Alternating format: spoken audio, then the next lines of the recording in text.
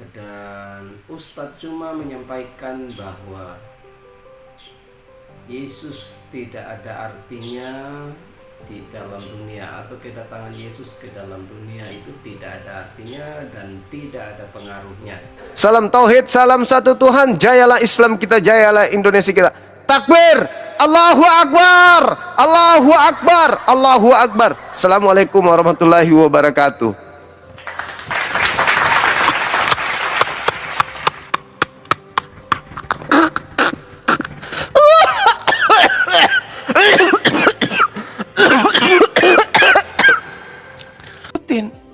Maka apa yang terjadi?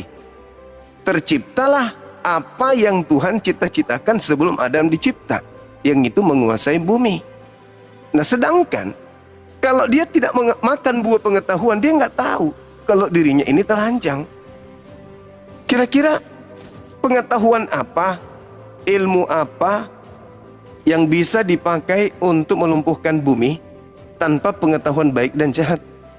Sedangkan telanjang aja tidak sadar. Ibu akan mengatakan, dia kan manusia ilahi. Loh, kalau dia manusia ilahi, alasan itu ada kekuatan di sana karena istilah manusia ilahi. Kenapa dia jatuh? Kenapa dia makan? Kenapa dia melanggar? Katanya manusia ilahi, kenapa dia melanggar?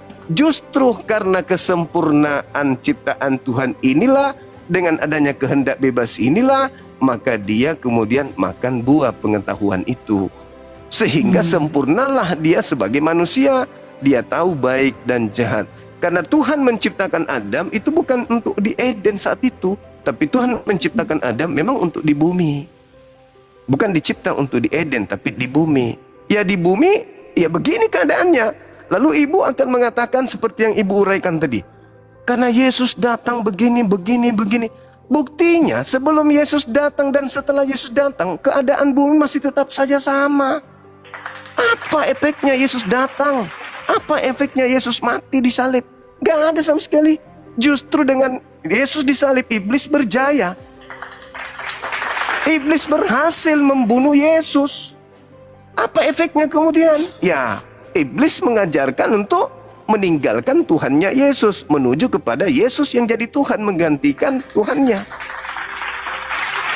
Itu yang terjadi. Sebelum Yesus datang dan setelah Yesus datang, keadaan bumi, keadaan wanita melahirkan, keadaan laki-laki cari nafkah, dan keadaan manusia mengalami kematian tidak ada bedanya. Katanya Yesus mengalahkan maut. Mana buktinya? Orang masih bermatian, wanita masih sakit melahirkan. Mana buktinya perubahannya? Andai saja konsep agama Anda benar, begitu Yesus mati, maka tak ada lagi kematian, tak ada lagi penderitaan, tak ada lagi susah. Kenapa? Karena Yesus sudah menebusnya. Tapi kan ada, Bu. Nihil, sama aja malah. Gimana dong, Bu? Aduh, Abang Juma ini melewatkan ya kayaknya suatu fakta yang penting, Bang. Di Kejadian 6 kita lihat bagaimana, Bang, dosa itu beranak pinak begitu cepat ya. Dikatakan apa lalu, nih ulah dari malaikat-malaikat iblis ya, Bang ya. Lalu malaikat itu melihat anak manusia itu cantik-cantik dan mereka menggauli para wanita itu sehingga lahirlah keturunan-keturunan raksasa. Jadinya apa, Bang? Bumi dikatakan penuh dengan kekerasan. Bang, manusia itu hampir musnah gara-gara hal ini, gara-gara perbuatan dari malaikat-malaikat iblis ini, Bang. Sehingga apa? Dikirimkan air bah. Jadi kalau Anda bilang hasil makan dari pohon pengetahuan itu adalah baik, itu tidak benar sama sekali. Anda lihat dong Kejadian 6 ini. Gimana apa yang terjadi, Bang? Manusia itu hampir musnah. Kalau Tuhan tidak mengirimkan air bah, di penjara ini malaikat-malaikat iblis. Kan dibilang di Wahyu 19 ayat 4 apa? 4 malaikat yang bandel-bandel nih, Bang. Ya mungkin dia paling banyak menggauli perempuan, Bang. Mungkin ya. Ditahan, Bang, di sungai Efrat. Jadi Anda lihat, Bang, bagaimana monster yang bernama iblis ini, Bang ya. Begitu ganasnya, Bang. Dia benci pada Tuhan pencipta langit dan bumi. Dan dia bertekad bahwa manusia ciptaan dari Tuhan ini akan dia hancurkan, Bang. Itu loh, Bang. Itu yang hendak dilakukan oleh iblis. Ini Kejadian 6 ada puncaknya apalah. Dosa itu katanya merajalela, bumi penuh dengan kekerasan. Manusia itu bang, jadi raksasa-raksasa ini adalah apa bang? Pemakan daging dan peminum darah. Mereka yang sudah memusnahkan umat manusia. Jadi kalau Anda bilang, inilah prestasi yang Anda sebut dari makan pohon pengetahuan, prestasi ini bang, prestasi ini yang mau Anda tunjukkan ke saya. Kejadian 6 itu adalah hasil dari makan pohon pengetahuan yang baik dan yang jahat bang Juma. Ya, Oke, baik. Anda lihat Baik, rentetannya bahwa, sebentar bang, ya, jadi dosa ini bang ya bergeraknya seperti apa? Tren marketnya apa sih bang? Bearish. Mungkin kalau abang main forex ngerti kan? Bearish. Semakin berketurunan, semakin banyak dosa yang dihasilkan dan manusia Oke. itu semakin bejat. Oke, Gitu baik. loh, Bang. Akhirnya terjadilah peristiwa air bah untuk menahan dari apa yang dilakukan para monster ini. Itu bang. Oke, Jadi itu tidak baik. benar kalau Anda bilang pohon pengetahuan itu adalah untuk membuat manusia itu cerdas. Bohong. Itu tipu daya iblis. Kita bisa bang tahu, kita bisa kok maksudnya hidup dengan pengetahuan yang tinggi. Kita orang kan makhluk ilahi bang, nggak masalah. Dosa ini loh yang membuat kita bangkrut bang. Dosa yang membuat kita bangkrut sehingga kita tidak lagi apa? Kita nggak berkemampuan. Kalau Adam sebenarnya kalau dia nggak berdosa, kemampuan itu setara dengan malaikat bang. Nggak ada masalah. Mungkin tinggal istilahnya nih ya, istilahnya ya mungkin ya. Ini sekedar tafsiran saya. Tinggal simsalabim bang. Karena kan memang Tuhan menciptakan segala sesuatu dengan firman ya. Apa susahnya bang kalau dengan kuasa Tuhan? Tapi dosalah yang membuat kita jadi apa? Menempuh perjalanan melata, harus nyangkol tanah, harus menempuh perjalanan yang berliku-liku sehingga baru bisa makan, baru bisa mencari pengetahuan. Itu bang, hasil dari dosa bang. Jadi pohon pengetahuan itu adalah pohon yang jahat sebenarnya. Bukankah Ya, Yesus sudah nebus itu semua? Harusnya makan pohon kehidupan. Kalau makan pohon kehidupan kita bisa sakti bang seperti malaikat. Bukankah Yesus sudah menebus itu semua, Ibu? Iya, Yesus memang menebus. Kita ini kan ditawan. Bang. Lalu hasilnya? Iya. Hasilnya apa? Iya. Memang kita masih melihat iblis itu belum. Gini bang, sebentar dong, jangan ketawa dulu ya. Iyalah, Ini kan iblis itu kita belum lihat dihukum, hasilnya. Bang. Ya, iblis itu belum dihukum. Kita lihat hasil. Bang. Dia masih Loh, beredar. katanya Masih Yesus beredar. mengalahkan maut. Betul. Katanya Yesus mengalahkan. Lalu Ada yang apa? dijemput bang. Abang baca dulu dah. Baca dulu sekarang bang. Efesus 4 ayat 8 sampai 9. Baca dulu dong bang Jumat. Itu cuma teori doang kan? Apa Aduh, hasilnya? gimana? Bacalah bang. Apa hasilnya? Iya dong. Yesus datang. Kan biasanya nggak Yesus- dibilang. Bang, Yesus baca dulu. mati. Hasilnya apa? Bang. Enggak, kita langsung ke hasil. Bang Juma, baca dulu bang. Bang Karena Juma, yang saya- baca dulu bang. Yang saya Baca dulu lihat lah, Bang. ketika Mau ibu dibacain? Mau dibacain, menjelaskan Bang Juma? Ya, mau dibacain Bang Juma. panjang lebar. Mau Efesus saya dibacain? nggak pakai, Ibu, karena itu bukan firman Tuhan. Itu bukan perkataan Yesus juga. Nggak Bang, pakai gini. Efesus saya. Kan tadi Kenapa? abang bilang Karena kenapa saya sih tahu. Yesus sudah. Ya, sebentar bang. Tadi kan Anda bilang kan iblis Yesus sudah melakukan sudah melakukan pengorbanan, terus dia sudah mengalahkan maut. Kok masih ada kejahatan? Ya karena iblisnya belum dihukum bang. Nanti Loh, kalau Yesus jadi datang yang kedua Yesus- kali, baru Lalu buat dihukum. apa Yesus mati? Lalu buat apa Kenapa? Yesus datang mati? Buat apa Yesus datang mati, Bu? Hah? Buat Kita apa? ini tawanannya, tahu nggak sih bang arti tawanan? Loh, Tawanan. kan Bang. Yesus sudah menebus katanya. Iya, betul. Terus apa hasilnya? Itu kan Iya. cuma halusinasi doang berarti. Loh, Mana? barang siapa percaya kepadaku, dia akan menerima hidup kekal. Lah kan alamak, hidup kekal gimana orang yang Alam maut percaya tidak padanya akan pada berkuasa bermati atas ya? dia, Bang Loh, Juma. itu kan Alam cuman maut teori tidak orang- akan berkuasa Orang atas Kristen dia. mana? Orang Bang Kristen Juma. mana yang sudah 1000 tahun usianya nggak mati-mati? Orang Kristen bermatian semua kok, mana alam maut tidak berkuasa bermatian semua Nah, kok? Bang, gini Bang. Apa Ada dua ini? kematian, Bang. Bang Juma, Wah. ada kematian pertama, ada kematian kedua. Wah, gimana nih ceritanya kok jadi ujung-ujungnya begini hasilnya? Panjang lebar jelaskan. Hasilnya cuman gitu doang. Cuman di atas kertas tapi praktek di lapangan Kristen pada bermatian. Di rumah sakit orang Kristen pada kena ginjal, lever, kanker, gula. Mana efek kematian Yesus? Mana? Ini hanya cerminan kebencian iblis kepada Adam. Yang ibu ceritakan ini kebencian kepada Adam. Padahal Kejadian 3:15, keturunanmu akan memusuhi Adam. Nah sekarang ibu cerminan daripada keturunan iblis yang memusuhi Adam. Kami umat Islam kudu berterima kasih kepada Adam. Ibu ngamuk, marah sama Adam. Di mana keturunan iblis itu sekarang bekerja? Di kami di Islam yang mencintai Nabi kami, Nabi Adam, yang harus berterima kasih kepadanya alaihi salam atasnya keselamatan, atau iblis itu bekerja di keturunan di orang-orang Kristen yang membenci Adam ini? Mana? Cuman ngomong-ngomong aja. Itu begini. Apa endingnya? Yesus harus turun ke bumi mendamaikan, mengalahkan dosa, mengalahkan maut. Izinkan saya mengatakan itu Fred. Nggak ada itu buktinya. Kristen masih bermatian. Nggak ada ngefek. Percaya Yesus tetap aja mati. Justru dengan percaya Yesus itu adalah Tuhan, itulah buah karya iblis. Karena Yesus sendiri yang berpesan, waspadalah kepada iblis yang datang kepadamu memakai namaku dan berkatalah akulah Mesias. Mereka iblis ini akan menyesatkan banyak orang. Ini sekarang Anda menjajakan nama Yesus nih, mengajak menyembah Yesus, Tuhan Yesus turun dengan kasihnya, dia mati nebus dosa manusia, gini bla bla. Tapi ujung-ujungnya mati juga nya. Kalau kita lihat di dalam Roma 8 nomor 10, barang siapa yang ada Yesus di dalam dirinya, maka tubuhnya memang mati karena dosa. Alamak, kupikir Kristen itu mati karena kasih, mati karena selamat, mati karena dosa. Mending mati keselak biji nangka daripada mati karena dosa. Orang Kristen mati karena dosa. Loh, lalu yang ditebus Adam, Yesus apa? Roma 8:10. Jika Kristus ada di dalam dirimu, tubuhmu memang mati karena dosa. Tubuhmu memang mati karena dosa. Jika Kristus ada di dalam dirimu, tubuhmu memang mati karena dosa. Loh, gimana sih? Mending Islam. Illa wa antum muslimun. Kamu mati karena kau selamat. Kami mati karena selamat.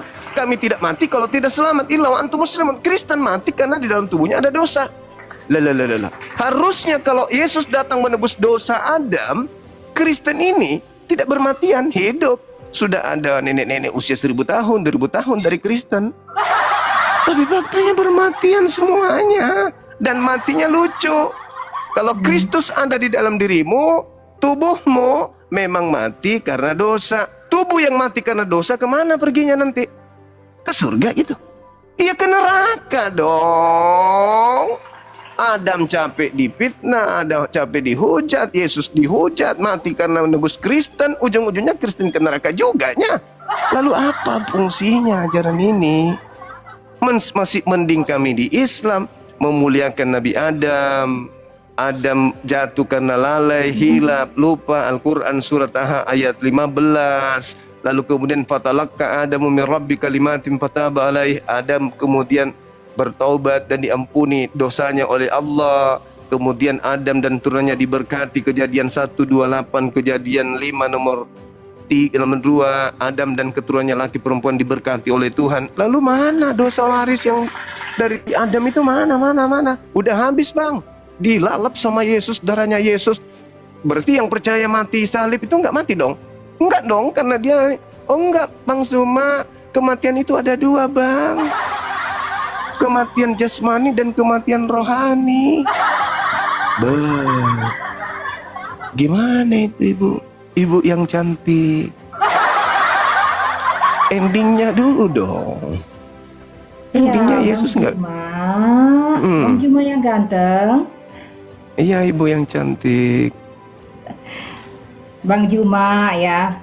Jadi memang Tuhan, kita ini memang akan mati juga Bang, semua akan mati manusia. Ya bisa karena sakit penyakit, bisa karena sudah tua, ya memang begitu Bang. Kodratnya manusia semua akan mati. Tetapi ada kematian kedua Bang namanya. Nah di saat penghakiman terakhir itu kan, Yesus kita ini akan dibangkitkan kembali. Kalau orang benar akan dihakimi untuk apa? Untuk ya masuk dalam kerajaan sorga. Nah, kalau orang yang tidak benar ya dihakimi dan akhirnya ke lautan api dan belerang bersama-sama dengan iblis. Begitu Bang. Ya, jadi Oke. memang kalau barang siapa yang percaya kepada Yesus itu memang akan menerima hidup kekal. Itu bukan sekedar janji, tapi memang suatu kenyataan bahwa kita akan hidup kembali ketika kita mendengar suaranya. Saya baca dulu ya Bang ayatnya, boleh kan? Boleh kan saya baca? Boleh, Oke. boleh, silakan Ibu. Tetapi yang benar ialah bahwa Kristus telah dibangkitkan dari antara orang mati sebagai yang sulung dari orang-orang yang telah meninggal. Sebab sama seperti maut datang karena satu orang manusia, demikian juga dibangkitkan orang mati datang karena satu orang manusia. Karena sama seperti semua orang mati dalam persekutuan dengan Adam, demikian pula semua orang akan dihidupkan kembali dalam persekutuan dengan Kristus. Tetapi tiap-tiap orang menurut urutannya. Kristus sebagai buah sulung, sesudahnya mereka yang menjadi miliknya pada waktu kedatangannya. Apakah kita ini milik Yesus atau tidak? Ini yang akan menentukan kebangkitan kita nanti dari antara orang mati. Itu kata Yesus, itu yang saya imani Bang Juma. Oke. Begitu loh Baik. Bang Juma. Baik. Jadi gini Ibu, kalau konsep yang Ibu bacakan barusan gitu ya. Itu kan bukan ucapan Yesus itu. Itu kan ucapan Paulus itu kan. Nah sekarang kalau misalnya ucapan Paulus ini kita dudukkan sama seperti ucapan ular yang datang kepada Adam, menjanjikan di depan, akhirnya apa? Disepak dari Eden. Menjanjikan keselamatan di depan, akhirnya apa nanti? Diusir oleh Yesus. Enyahlah daripadaku, aku tidak mengenal kalian, kalian semua pembuat kejahatan. Kenapa? Karena pola yang Ibu bangun sama seperti polanya Paulus. Menjadikan kemudian orang di luar Yahudi untuk menuhankan kepada Yesus Kristus ini. Padahal Yesus ini Tuhan yang dibuat oleh Tuhannya Yahudi. Sekarang kalau kita main data, saya lebih percaya dengan ucapan-ucapan Yesus aja daripada ucapan Paulus yang murid-muridnya dilarang untuk percaya Paulus. Itu jelas tuh. Jadi kalau Ibu... Oke, sebentar Bang Juma. Saya boleh tahu dalam hal apa Anda menyalahkan Paulus? Poin-poinnya apa Bang? Silakan. Oke, baik. Ketika kita berbicara tentang Bible, Yesus sebagai tokoh yang diutarakan di situ. Di Bukit Zaitun, Yesus berkumpul dengan muridnya di Matius 24 sampai 33. Data dari 1 sampai 33. Matius 24 itu. Di situ nggak ada Paulus. Hadir di situ nggak ada Paulus di situ.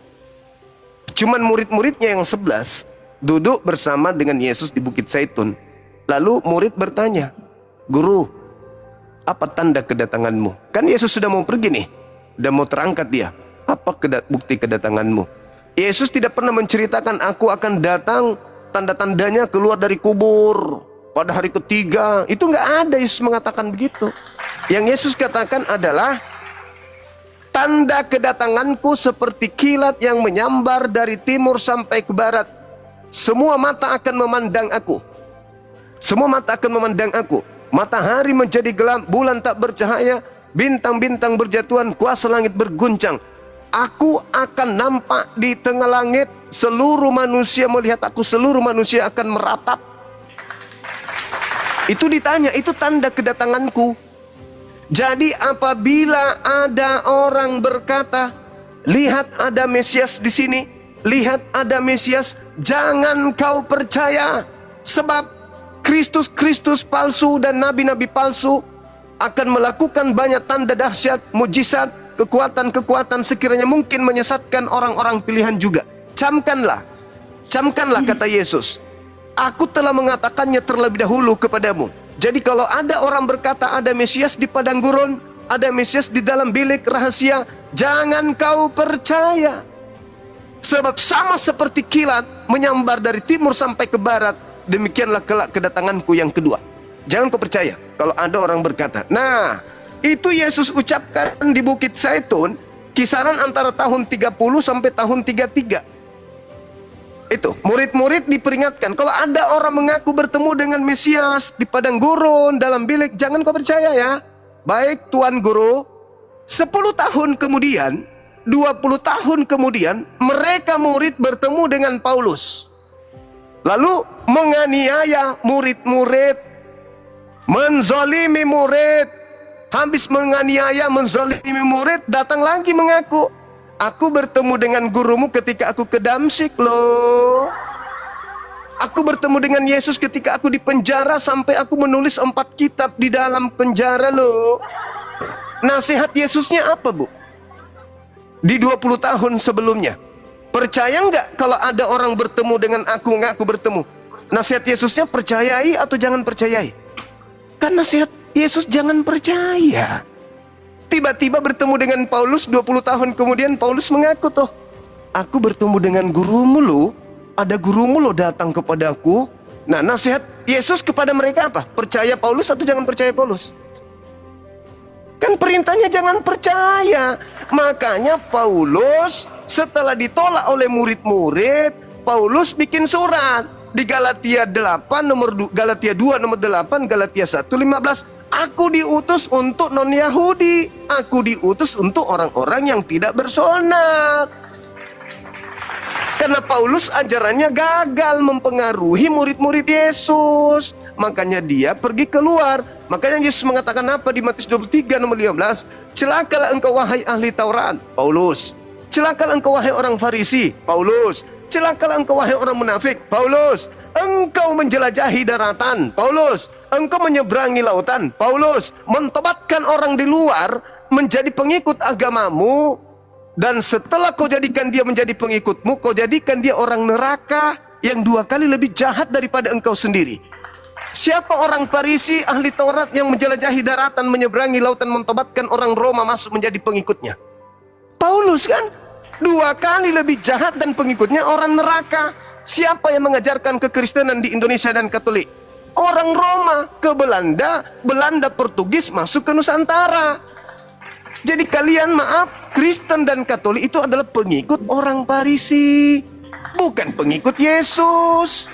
Begitu saudariku yang cantik. Nah, makanya ketika murid Yesus bertemu Paulus, apa nasihat gurunya? Jangan kamu percaya.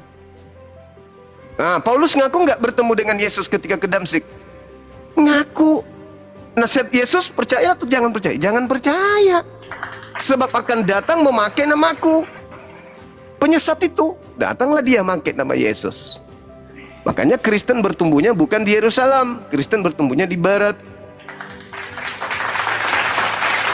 Begitu Ibu, silakan. Aduh, Bang Juma, kayaknya ada kebencian tersendiri kepada Paulus ya. Ini Bang Juma, Bukan, ya.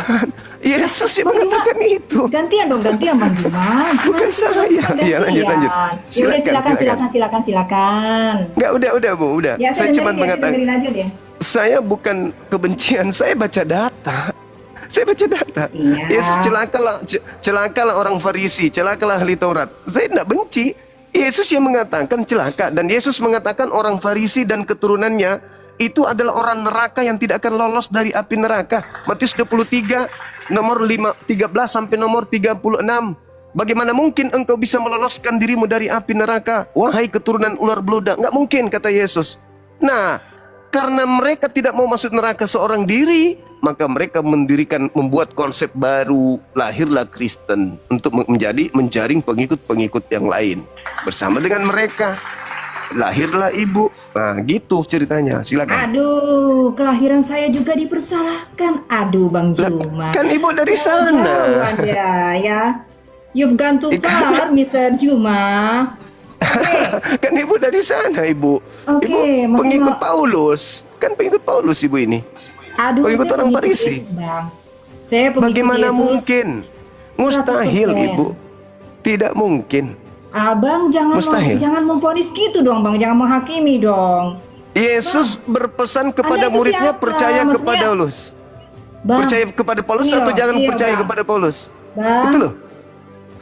Bang Juma. Iya, iya, iya. Silakan Ibu. Iya, hati orang itu ya yang percaya kepada Yesus itu tulus, Bang. Ya, kalau kita percaya Boleh. kepada Tuhan Yesus, walaupun kita tahu katanya iman kepada Yesus itu katanya itu katanya seperti mungkin dunia menganggap itu gila. Tapi ya kita itu percaya dengan Tuhan itu tulus, Bang, ya. Karena apa? Kita memang ya percaya, kita kagum dengan pengorbanannya. Seperti pengorbanan apa? Pahlawan yang mati misalnya. Kalau di dunia ini kan kalau seorang pahlawan kan dihargai sekali, Bang, karena pengorbanannya di medan perang. Nah, Yesus kan sudah apa? Mencurahkan darahnya sehingga dan memberikan darahnya kepada iblis sehingga kita bisa hidup. Oke, sekarang tentang Paulus. Ya, Paulus ini, Bang. Tadi Anda kan sempat mengatakan jangan percaya kepada orang yang mengaku-ngaku. Ya, seperti Paulus ini mengaku pengikut Yesus katanya. Tapi gini loh, Bang. Mengaku bertemu. Iya, mengaku bertemu. Ya, tadi saya lihat Anda tuh ada memaksakan dua hal yang berbeda. Sebenarnya kan kalau kedatangan Tuhan Yesus yang pertama itu kan, itu memang maksudnya kedatangan pertama itu kan tujuannya memang apa? Untuk membebaskan manusia dari tawanan iblis, untuk mengalahkan kuasa iblis. Dari mana? Ibrani 1 ayat 6 dikatakan, ketika Bapa mengutus anaknya ke dalam dunia, dia berkata, semua malaikat harus menyembah dia. Jadi Yesus datang ke dunia ini, Bang, supaya malaikat-malaikat ini nih yang di bumi yang berkuasa ini, Bang, penguasa bangsa-bangsa itu menyembah Yesus, Bang. Kedua, untuk apa? Ya. Untuk menebus kita dari kematian. Sebentar. Satu lagi untuk apa? Untuk mengakhiri praktek persembahan. Karena kan Abang tahu agama-agama kuno di zaman itu, Bang, memang memberikan persembahan. Dan persembahannya itu adalah memberatkan kehidupan rakyat. Kalau untuk agama Israel sendiri, sehari itu 2 kali, Bang. Jadi ada breakfast, ada dinner. Itu YHWH, Bang. Ya. Jadi makanya saya bilang kenapa ada 2 Tuhan di PL. Karena ada Tuhan yang memang kerjanya menuntut manusia. Tetapi kan Tuhan yang di Taman Eden apa? Dia memberikan segalanya buat Adam. Semua bumi dan kekayaan alam diberikan kepada Adam. Sementara Tuhan yang ini nih, yang setelah kita jatuh dalam dosa apa? Mintanya apa? Persembahan. Mulai dari yang sederhana bahkan sampai apa, Bang? Ini sebentar ya, saya agak melenceng dikit. Dia minta emas, perak, tembaga, minta gandum, jelai. Jadi jangan heran, Bang, kalau di Bait Suci itu adalah pusat logistik yang terbaik, Bang. Bisa dicek, Bang, ayat-ayatnya itu banyak. Jadi Bait Suci itu adalah pusat logistik. Ada gandum, Bang, ada jelai, ada emas, ada perak. Waduh, bilik-biliknya banyak sekali, Bang. Ya, jadi ini nih praktek yang memberatkan kehidupan umat. Di Hezkiel 34, Tuhan menegur para gembala ini. Gembala jahat ini, Bang. Mereka sudah memeras rakyat.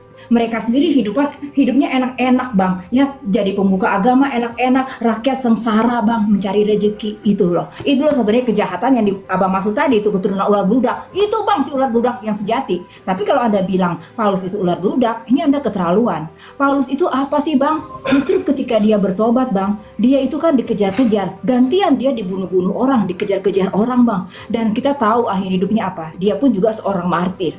Ya, jadi kalau dia menuduh dia ini adalah keturunan ular bludak, tidak ada catatan, Bang, bahwa istananya misalnya kayak apa sih kan istananya sekelas Herodes, 11-12 dengan Herodes. Bukan itu saya, Ibu. Yesus. Tetapi Yesus bentar, yang Bang. menuduh Paulus mereka. nggak ada catatannya dia punya kediaman sebesar istana, Bang. Sebentar, ya. Kenapa lari Jadi ke situ? tadi Abang nyalain Paulus terus nih. Paulus nggak ada Yesus, catatan bukan dia aku, punya Yesus. istana, Bang. Nggak ada. Dia bukan imam besar, Bang. Dia tidak menggerogoti kekayaan umat. Tidak ada catatannya, Bang. Kalau Anda menuduh Paulus ya. Ya, oke. Sebentar lagi, Bang. Ini apa lagi tadi? Ya, Bang. Manusia itu, Bang, ya, apapun latar belakang dia, lepas dari segala kelebihan dan kekurangannya, kalau Yesus mau pakai dia, sekalipun dia seorang pembunuh, nggak ada masalah, Bang. Dalam hal ini kalau Tuhan memang mau pakai Paulus, ya monggo aja. Kenapa? Kalaupun dia mengaku bertemu dengan Yesus, Bang, dia Dia kan kelihatan bertobatnya sungguh-sungguh, Bang. Dia bukan para imam yang menumpuk kekayaan dari kekayaan dari umat bangsa Israel. Paulus nggak ada catatan, Bang, dia punya istana, nggak ada kekayaan yang dia tumpuk, nggak ada, Bang. Ya, jadi Anda harus lihat fakta juga. Jangan hanya menghina tanpa alasan. Lanjut. Kok saya menghina? Iya, Anda itu sekarang tadi begini, mengkritik gini Paulus. aja, gini Saya aja. dalam hal ini lagi Ketik melakukan pembelaan terhadap Paulus. Walaupun gini Bang, ya, saya menghormati Paulus karena dia menerima panggilan. Itu kan namanya kita menghormati rasul, menghormati murid, menghormati nabi, menghormati panggilannya. Kalaupun dia punya kekurangan, ya Bang, ya namanya Paulus juga manusia. Ya enggak Bang? Bang Juma juga manusia kan? ketika Gitu loh Yesus Bang. mengajarkan murid-muridnya, bila mana ada orang berkata bertemu dengan aku di padang gurun, jangan percaya atau percaya sih di situ Ibu? Itu untuk ronde yang kedua Bang, second coming. Nah, kenapa jadi Bang, kayak itu gitu? Kok for di the second coming Bang Juma, jangan si, campur-campur dong. Loh, Ibu yang Kalau Paulus itu emang mencampur-campurkan kan? kapan sih Bang? Yesus, Itu Yesus nanti, ini kita berpesan. Kok sedang menuju ke sana nanti? nih Bang. Loh, kenapa jadi ibu yang merasa? Ini kan nasihat Yesus kepada muridnya yang 11 orang. Kenapa ibu yang merasa? Ya lanjut Bang, Yesus lanjut sila. Iya Bang Yesus Juma, silakan lanjut. berpesan kepada ke-11 muridnya, Ibu. Kalau ada orang yang mengaku bertemu dengan aku, jangan kamu percaya ya. Nah, Paulus puluhan tahun berikutnya mengaku bertemu dengan Yesus. Nasihat gurunya apa? Percaya atau jangan percaya? Kalau ada yang mengaku bertemu dengannya. Datang tuh Paulus tuh ketemu dengan murid-murid Yesus tuh. Nah, muridnya ini kalau percaya kepada Paulus, kata Yesus, disesatkan. Tapi kalau tidak percaya kepada Paulus, berarti mereka tetap beriman kepada Yesus. Kan itu poinnya. Makanya Yesusnya mengatakan bahwa jangan percaya. Kenapa? Apabila kau percaya maka kau akan disesatkan. Nah, apa penyesatan itu sekarang? Ya ini yang terjadi. Yesus dituduh Tuhan lah, Yesus dituduh penebus dosa lah, segala macam hukum Taurat itu dianggap sampah lah, Tuhan yang ada di Taurat dibilang iblis lah, Adam dianggap sebagai pencetus dosa waris lah, dan segala macam. Itu fitnahan-fitnahan yang muncul setelahnya. Nah, sekarang kalau Yesus mengajarkan muridnya jangan percaya, ya muridnya nggak percaya, makanya keturunannya sampai hari ini nggak menjadi Kristen. Kristen itu bertumbuh di kerajaan Roma dan wilayah-wilayah yang dijajah oleh Kekaisaran Romawi harus tunduk kepada kebijakan gereja pada saat itu, hingga sampai ke kerajaan Belanda, Portugis, sampai ke Indonesia. Inilah yang terjadi sama ibu dan teman-teman yang lain, karena percaya kepada Paulus. Murid-murid nggak percaya, karena itu nasihat Yesusnya. Tadi kalau kita mengatakan apa yang tertuang di dalam data Yohanes 3:16, percaya Yesus tidak binasa, melainkan memperoleh hidup yang kekal. Berarti kalau percaya Yesus, ya jangan percaya kepada Paulus. Itu intinya. Percaya Yesus sama dengan jangan percaya Paulus. Karena Yesus melarang. Apabila ada orang berkata ada Mesias di sini, ada Mesias di bilik, ada Mesias di gurun, jangan kamu percaya. Kalau percaya dengan Yesus, ya jangan percaya dong. Mau dia mengaku rasul, mau dia bertemu dengan Yesus, mau dia bertemu dengan Tuhan, mau dia mengaku dari surga, jangan percaya.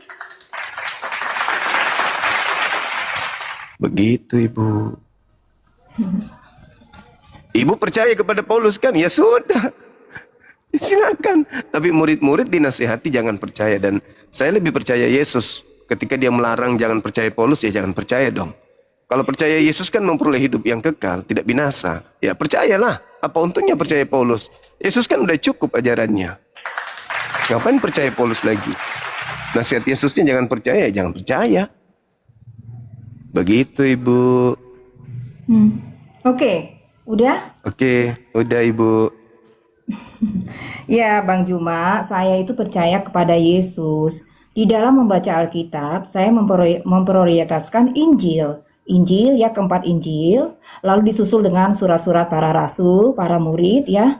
Disusul terakhir kali adalah PL. Begitu saya cara menyusun prioritasnya. Nah, kalau tadi Anda bilang Paulus itu mengaku-ngaku sebagai apa? Sebagai ini Paulus itu kan cuma berjumpa, Bang. Dia tidak mengaku dia Mesias. Nah, dalam hal ini, Bang Juma itu mencampur adukan ya. Ya, jadi framing, ada tuh mencampur adukan framing, Bang, sebenarnya. Paulus itu nggak ngaku dia Mesias, Bang. Dia hanya mengaku bertemu. Mungkin saya bacakan, boleh, Bang? Silakan. Oke, saya bacakan ya. Ini Kisah Rasul 26 ya, sebenarnya ayat 15. Tetapi aku menjawab, "Siapa engkau Tuhan?" Kata Tuhan, "Akulah Yesus yang kau aniaya itu. Tetapi sekarang bangunlah dan berdirilah. Aku menampakkan diri kepadamu untuk menetapkan engkau menjadi pelayan dan saksi tentang segala sesuatu yang telah kau lihat daripadaku dan tentang apa yang kuperlihatkan kepadamu nanti. Aku akan mengasingkan engkau dari bangsa ini dan dari bangsa-bangsa lain, dan aku akan mengutus engkau kepada mereka. Untuk apa? Untuk membuka mata mereka, supaya mereka berbalik dari apa? Dari kegelapan kepada terang, dan dari kuasa iblis kepada Tuhan. Supaya mereka oleh iman mereka kepada Yesus, ya, kepada diriku, kata Yesus, memperoleh pengampunan dosa dan mendapat bagian dalam apa yang ditentukan untuk orang-orang yang dikuduskan. Bang, jelas ya di sini ya, Paulus tidak mengaku Mesias. Kalau yang tadi ada framing itu itu golongan yang ngaku-ngaku dia Mesias, dia ngaku Yesus, Bang. Kalau Paulus cuma ngaku dia berjumpa doang, dan dia hanya bersaksi bahwa dia berjumpa, terus dia menceritakan perjumpaannya. Dia tidak mengaku Mesias, Bang. Tolong jangan Anda samakan framing ini, gitu loh. Ini letaknya kesalahan tadi, Bang, ya. Gak benar tadi Anda bilang bahwa Paulus mengaku dia Mesias. Itu tidak benar, Bang. Dia hanya mengaku berjumpa saja, Bang Juma. Iya, itu nasihat Yesusnya kan gitu. Jadi apabila ada orang berkata ada Mesias di sini, ada Mesias di gurun, ada Mesias di bilik, artinya orang ini Mesias, mengaku Bang Mesias. Paulus gak ngaku Mesias, dia hanya orang biasa. Iya, tapi Paulus mengaku bertemu Yesus. Bang, di belahan dunia ini ya, kalau abang simak ya, banyak bang saya dengar kesaksian orang bertemu dengan Yesus. Nah, itulah yang nggak boleh, itulah nggak boleh dipercaya. Sebab kalau Yesus, bang. dalil Yesus ada dong. Yesus datang dalam mimpi seseorang, ada abang berjumpa dengan itulah Yesus dalam yang mimpi. dikatakan Yesus, Bu. Kan muridnya kan bertanya, apa tanda kedatanganmu? Aku datang dalam mimpi, adakah? Kata Yesus begitu. Aku akan datang di padang gurun, adakah? Ini gini loh bang. Itu bukan Yesus, itu yang kedua apa? Ini abang kayaknya gini ya, bang, maaf ya. Abang tuh mencampur hadukan atau overlapping hal-hal yang sebenarnya tuh hal yang berbeda, narasinya berbeda. Abang campur-campurkan kayak gado-gado. Baik. Di mana Yesus pernah mengatakan bahwa dia akan datang dalam mimpi? Dia akan datang di padang gurun. Enggak, malah dia mengatakan, konteks, bang, ya. waspadalah. Itu out of context, bang. Itu out of context, ya. Waspadalah kepada penyesat yang datang kepadamu memakai namaku dan berkata akulah dia. Penyesat datang kepadamu memakai namaku, akulah Yesus yang kau aniaya. Kan penyesat itu datang kepada Paulus mengaku akulah Yesus. Sedangkan Yesus berkata di Matius khotbah terakhirnya di Matius 23:39, mulai sekarang kalian tidak akan melihat aku lagi sampai kalian berkata diberkatilah aku yang datang dalam nama Tuhanku. Sampai mulai sekarang kau tidak akan melihat aku lagi. Jadi kalau ada yang mengatakan aku, jangan kau percaya, itu bukan aku. Akulah Mesias lah. Mengaku Mesias kok, akulah Yesus yang kau aniaya loh. Itu buktinya. Ada yang mengaku pakai namanya. Dan akulah Yesus yang kau aniaya. Lah itu makhluk itu. Sedangkan Yesus berkata, aku memang harus pergi. Sebab kalau aku tidak pergi, maka penghibur itu, Roh Kudus itu tidak akan datang. Jadi Yesus pergi, yang datang siapa? Roh Kudus. Yang datang kepada Paulus siapa? Yesus. Ya salah konsepnya. Kan Yesus pergi. Kalau aku tidak pergi, penghibur lain itu tidak datang. Yang datang kepada Paulus malah Yesus. Masa dia mengatakan, aku harus pergi sebab kalau aku tidak pergi, aku tidak datang. Yohanes 16, nomor 7 dan 8. Aku memang harus pergi sebab kalau aku tidak pergi, maka penghibur itu, penolong lain itu, yaitu Roh Kudus itu tidak akan datang. Nah sekarang pergilah Yesus. Siapa yang ditunggu datang kemudian? Roh Kudus. Yang datang ke Paulus kok malah Yesus. Yesus mengatakan yang datang setelah aku Roh Kudus, bukan aku. Aku datang nanti dengan tanda mujizat seperti matahari menjadi gelap, bulan tak bercahaya. Itu kalau aku. Tapi selain daripada aku itu penyesat. Karena yang datang setelah aku ini pergi Roh Kudus, Roh kebenaran, penghibur lain, bukan aku. Aku nanti di akhir zaman baru aku. Kalau setelah aku ini bukan aku dulu. tetapi roh kebenaran dulu, yaitu Roh Kudus penghibur. Datang Paulus ngaku, aku bertemu dengan Yesus. Yang datang setelah aku terangkat ke langit bukan aku, Paulus. Aku sudah sampaikan ke muridku yang asli, yang datang setelahku itu Roh Kudus, roh kebenaran, penghibur lain, bukan aku. Makanya aku pergi, sebab aku mau digantikan sama dia. Aku nanti memang datang, tapi aku diikuti oleh tanda-tanda matahari menjadi gelap, bulan tak bercahaya. Jadi kalau ada yang mengaku aku, bukan aku itu. Jangan kau percaya.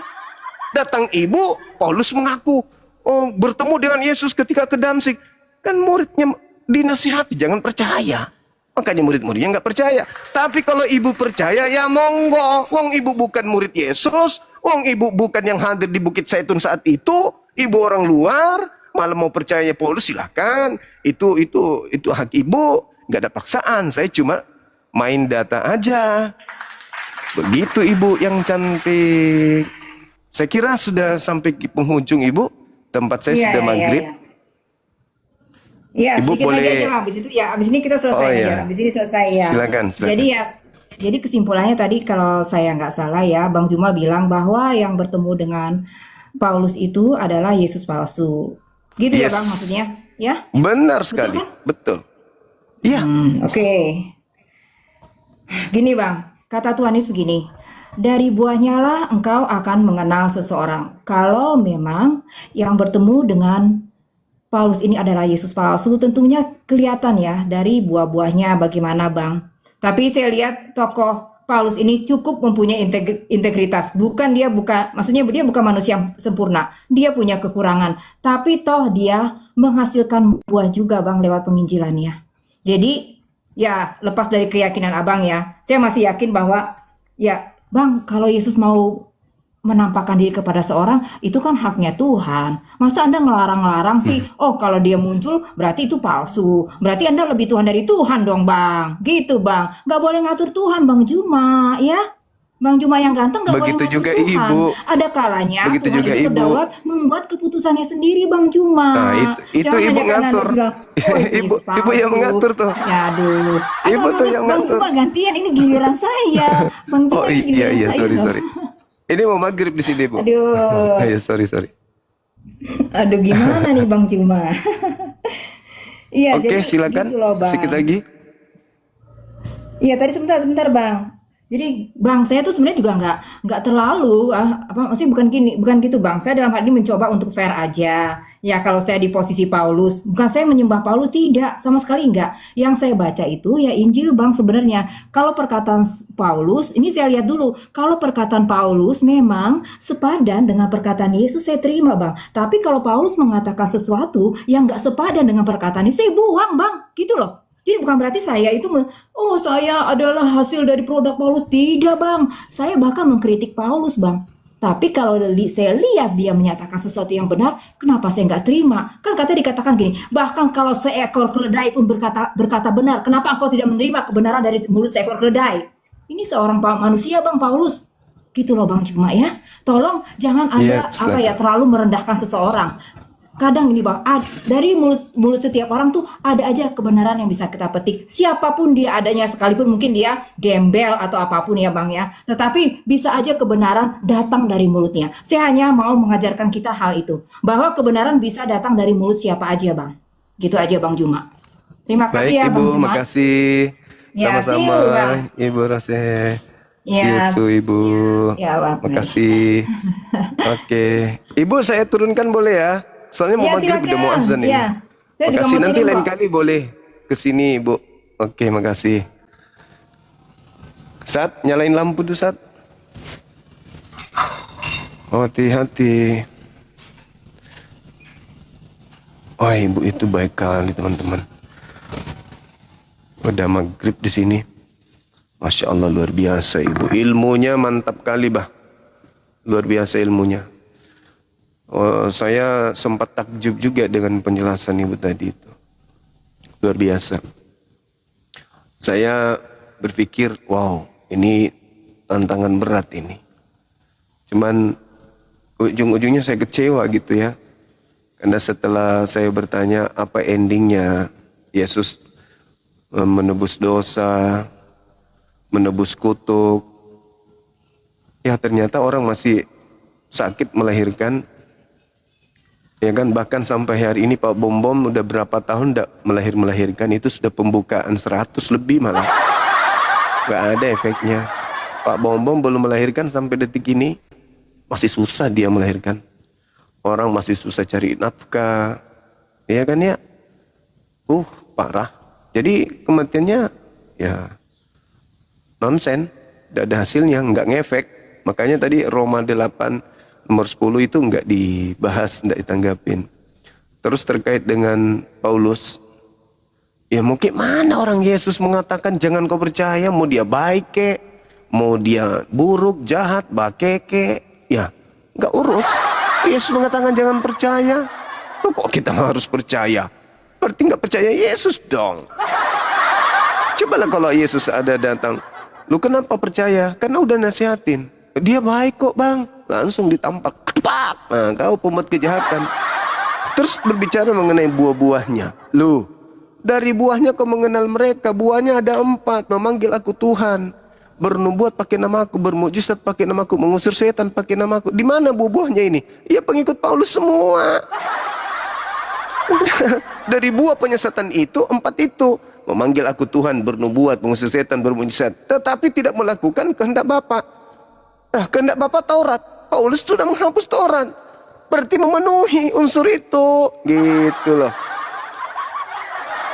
Semuanya memenuhi. Gitu teman-teman sekalian. Jadi ujung-ujungnya Adam disalahin. Ya, yang menyalahkan dan mengusir Adam itu kan jelas tuh. Itu keturunan siapa gitu.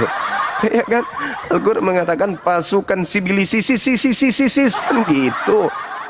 Tapi bukan itu yang jadi masalah. Jadi masalah saya teringat sepanjang sedia loh. Saya teringat pada saat usia saya masih 3 sampai 10 tahun. Dulu waktu masih kecil di kampung, aku sering tidur di kelambunya nenekku. Dan kelambunya mirip dengan ibu tadi punya. Rinda-rindanya kayak gitunya. Aku ingat, ini kok kayak kelambu tempat aku tidur dulu waktu kecil ya.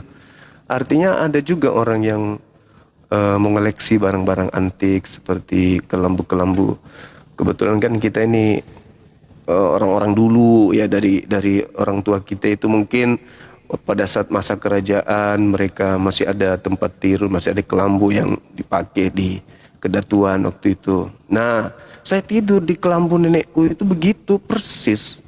Sepanjang itu jangan kira saya lihat ibu itu aku tertarik, enggak. Aku lihat renda-renda kelambu yang berapa puluh tahun lalu aku masih kecil waktu itu. Kelambu nenek. Tapi bagus, aku suka. Yang kedua aku suka model rambutnya bu tadi.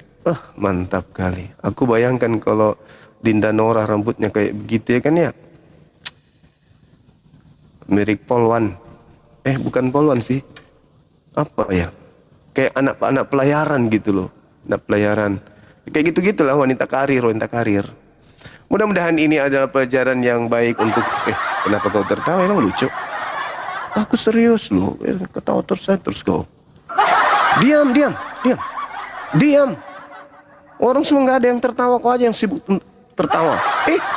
Kau bilang diam? Tuh lihat aku nggak tertawa. Nggak, biasanya aku nggak tertawa. Biasanya aku sering paling tertawa.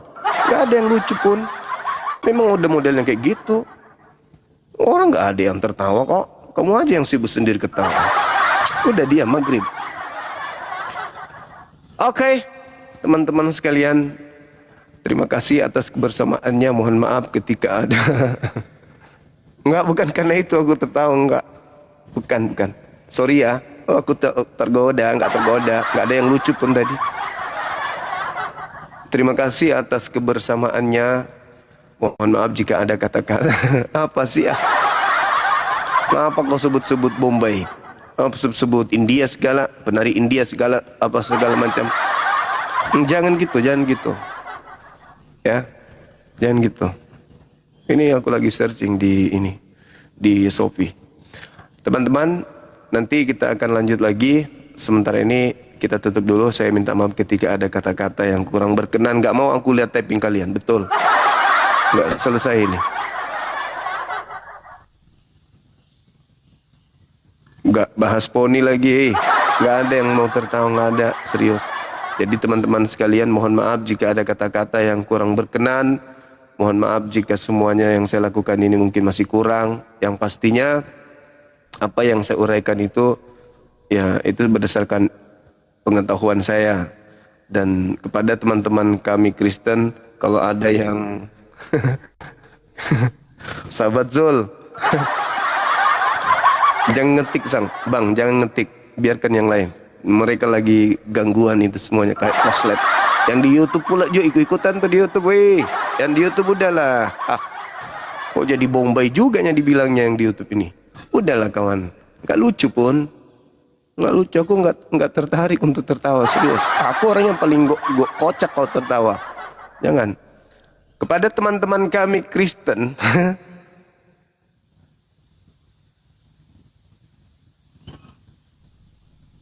Kalian nih, kalau ada kebenaran yang aku sampaikan menyakiti hati saudara-saudara, saya mohon maaf yang setinggi-tingginya. Saya sebagai seorang muslim harus mengatakan yang hak itu hak, yang batil itu adalah batil. Nggak boleh aku campur adukan. Jadi kenangan masa lalu ketika aku masih kecil tidur, wah kenapa larinya ke situ, udah. Semuanya ya udah. Terima kasih, kita tutup. Subhanakallahumma bihamdi asyhadu an la ilaha illa anta astaghfiruka wa atubu ilaih. Salam tauhid, salam satu Tuhan. Jayalah Islam kita, jayalah Indonesia kita. Takbir! Allahu Akbar! Allahu Akbar! Allahu Akbar! Assalamualaikum warahmatullahi wabarakatuh.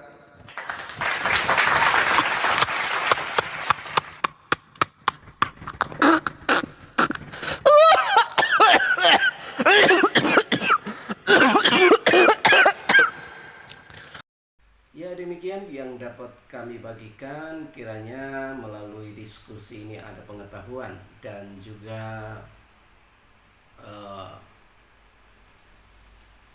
kita bisa dapat membedakan mana yang baik, mana yang tidak, dan kita bisa belajar kedua kitab ini, ya, baik Quran maupun Alkitab, supaya kita bisa mengetahui cerita lengkapnya, mana yang lebih lengkap, apakah Al-Quran, apakah Alkitab.